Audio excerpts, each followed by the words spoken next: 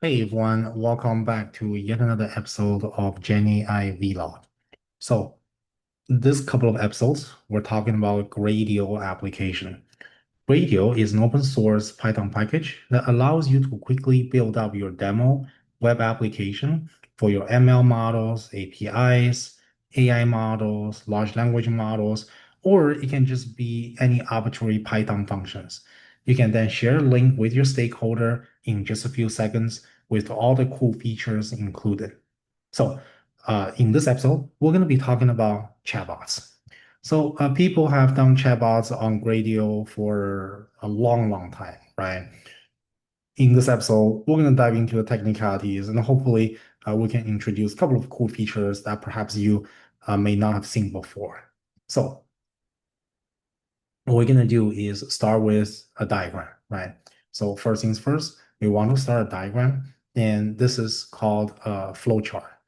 So flowchart is different from sequence diagram, which hopefully I can show you guys both. So let me show you a flowchart first. A flowchart looks like this. It pretty much tells you what's going on the user interface as a static explanation, right? It's a static explanation. You have to imagine where does data flow based on these arrows. So now let me also show you sequence diagram. Sequence diagram is one of my favorite way to explain to stakeholder what's going on, right? And as you can see here, it's a little bit different than that previous picture that I just showed you, right? So what is different is in a sequence diagram, it allows you to visualize how does data go from one block to another block in your user interface, right? The stakeholders do not have to guess how the data flows, right? The sequence diagram explains how the data flows through. So that's what's powerful about this, and we're going to start with this. First things first, a user going to start talking, right? It's a chatbot, right? User start talking. So user enter something on the UI, and then the UI will load it. The user enter evaluation metrics on the UI will load it.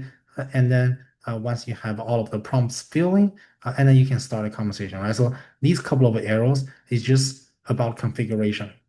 So once the user finish the configuration, then you can start interacting with the system, right? You type in a message, you click the button, and that will trigger the system. So the user interface will consume the message, and then will accept the fact that you just press enter, and then it will process the request. When you process the request, what you're really doing is you are interacting with the API. So the system need to obviously look for the prompt, obviously assume the message is there, the prompt is there, right? Everything exists, right? And whatever history, it's whatever history, assuming that exists. User message, assume that exists, right? If it doesn't exist, obviously we're going to add to it.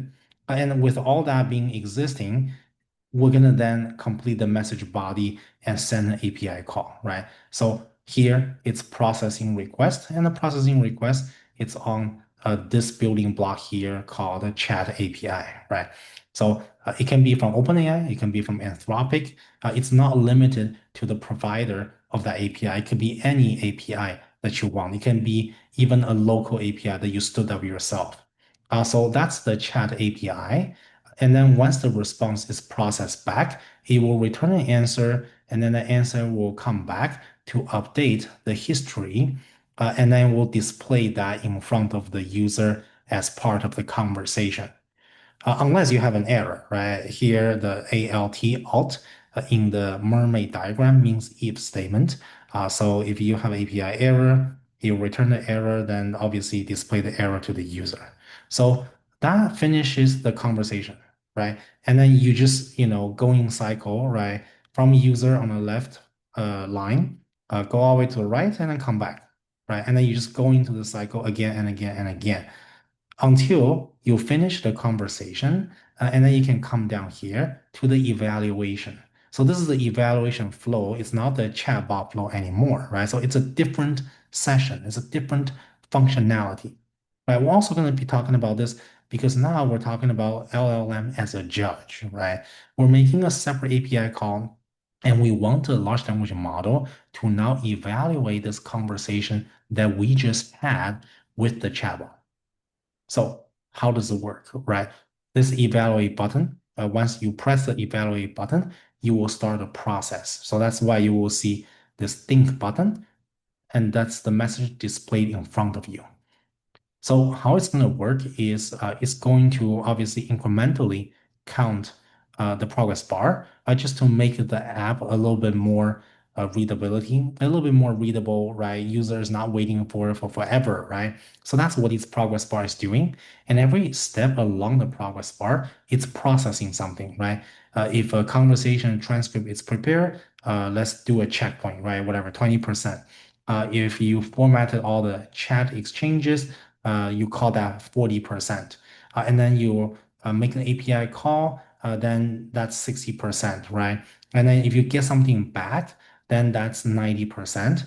And then you got to add conversation formatted results, right? All that crap happened in the end, all the post-processing happened in the end. Maybe that takes another 10% from 90%, then all that hits the 100%. And once you hit 100%, you're done. You can then display the formatted evaluation report back to the user. Now, of course, all this could crash. And if that question, whatever the API error, we're going to display the error in front of the user as well, right? So that is the evaluation flow. Now assume that all this is done and you want to clear up your application, you can use the reset button and that will kick off the reset flow.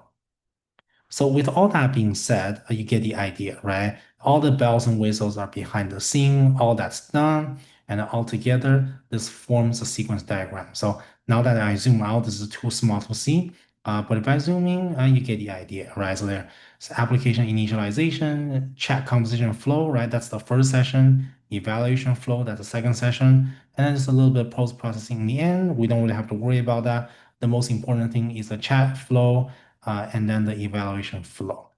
So with all that being said, now that we understood the data flow, right? How does data flow from one place to another and come back? Now we can then take a look at the app. First things first, I need to install Gradio and OpenAI. Next, let me get my API key. Now I can build up this application. Let's start with a simple inference, right? There's no conversation or whatnot. There's no evaluation. This user interface is just text generation. So let's start from there. Let's take it slow.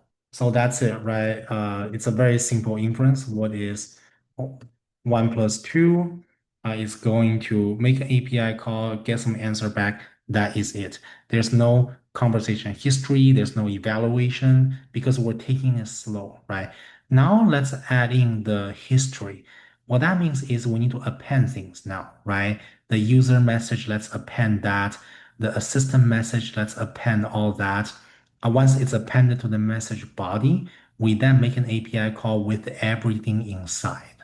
So then you can design the Gradio interface with the block. And inside of that block, there's a chatbot, there's a message input, and then a couple of buttons, things like that.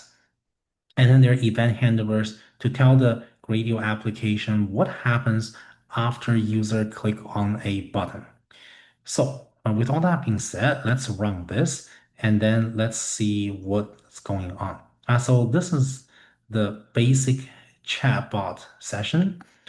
This is probably the session that we are all familiar with. For example, you can say, tell me a joke, hit enter. It will print out the joke along with my question, and then you can continue to talk to it, right? What is 1 plus 1? And then you will spit out the answer, and then you can trace back to the history of your conversation. What question did I ask above? And then hopefully it will recall one of these two options, right? You ask what is 1 plus 1? Exactly, right? That's exactly what I just asked. So you get the idea. You can reset it. It will kill and delete all of the history, and you have a clean slate. So this is already very, very, very close to what you are now using on ChatGPT. and then we can use this as a base template. Now, what we're gonna do is adding a couple of system prompts, and then we can probably jump down here to adding the evaluation, right? So, chat with GPT, that's one function. The evaluate, that's a separate function. And then inside of this function, we're gonna pack everything together along with not just the conversation history, but also the evaluation metrics. And then when we make that API call, we are going to send everything inside. So in this case, the large language model is acting as a conversation analyst, and it's going to objectively provide evaluation of this conversation based on the evaluation metrics. So let's run this code and then let's see what it pops up. So this is the user interface that you see. Let me open this as a text box. On the left-hand side, there is a couple of different persona that this chatbot can take on. And then every single selection, you can, of course, customize what's inside of this text box. And then there's also an evaluation configuration to which it allows users to customize the evaluation metrics as well. So let me go to this one in the bottom. So we have the progress bar implemented, and then this will give you better readability. So let's open this, and then we can then start talking to it. Let's select something called Creative Writer. So maybe you can say something like this. I'm trying to write a poem about a nice bridge that shines in the middle of the night. Can you help me recommend a few poetic way of describing this scene, right? So hopefully you'll write something about the bridge. If it does, then it'll probably start to make sense, right? Because then it's relevant to what I'm asking. So there you go. Whatever this is writing, of course, you and I can read it. But in this case, we want to evaluate this conversation using large language model. And then we don't want an LLM to just evaluate based on whatever it wants because that will hallucinate, right? We want to evaluate according to certain agreed upon metrics. For example, coherence. For example, relevance. As another example, engagement, right? That sort of thing. And of course, if you don't like it, you can, of course, customize it. So let's press evaluation. Once evaluate, as you can see down here, there's a progress bar running the checkpoint every step of the point, right? Once it finished running, it will then display the entire evaluation report down here. So what's physically doing after I click this button is that it takes this conversation history that's happening on top right corner, along with the evaluation as system metrics, and it makes a separate API call. And that API call is going to generate this evaluation report. So let's zoom in just a little bit. Coherence, 9 out of 10. Relevance, 10 out of 10. Engagement, 8 out of 10. So on and so forth.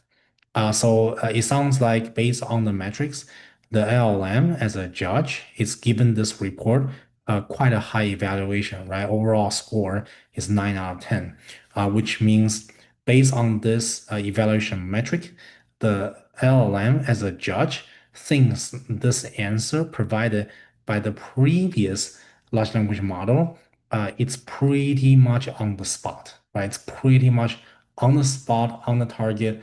Hopefully, it will give us some vivid description about that little nice bridge that shines in the middle of the night.